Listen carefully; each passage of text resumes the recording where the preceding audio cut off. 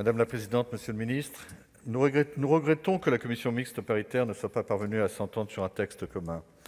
Nos deux chambres partageaient pourtant le constat essentiel: la procédure actuelle de changement de nom est trop longue et bien trop complexe. L'Assemblée nationale, soutenue par le Gouvernement, proposait une simplification radicale.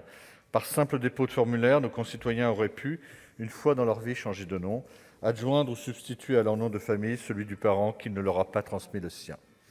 Le nom de famille est un héritage.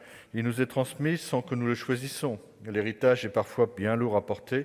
Certains noms sont des injures, d'autres finissent par le devenir, d'autres encore prêtent à rire mais ne font même plus sourire ceux qui les portent. D'autres enfin renvoient à une histoire difficile et empêchent de tourner la page de violence ou d'abus.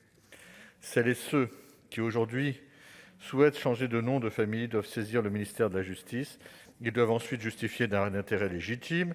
Le changement nécessite la prise d'un décret et sa transcription. La commission des lois du Sénat convenait de la nécessité de simplifier la procédure. Elle proposait cependant de maintenir la procédure en vigueur, mais de la simplifier. Les demandeurs qui souhaitaient changer de nom en utilisant le nom de leurs parents n'auraient pu démontrer d'intérêt légitime. Cette solution visait deux objectifs. D'abord, bien sûr, la simplification de cette procédure, mais aussi l'absence de motifs qui devait donc raccourcir les délais. Ensuite, le maintien de sa solennité. La saisine du ministère de la Justice en vue de la prise d'un décret et celle du Conseil d'État ne sont pas des démarches que l'on entreprend à la légère. Changer de nom n'est en effet pas un acte anodin. Certains de nos concitoyens craignaient un état civil à la carte. Nous comprenons ces préoccupations fondées sur le principe de l'indisponibilité de l'état des personnes. Cependant, rien ne nous permet de croire que nos concitoyens se saisiraient de cette opportunité à mauvais escient.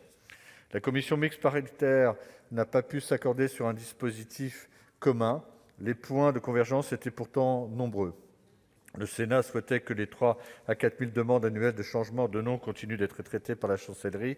Quant à l'Assemblée nationale, elle proposait quant à elle une procédure qui repose sur nos mairies.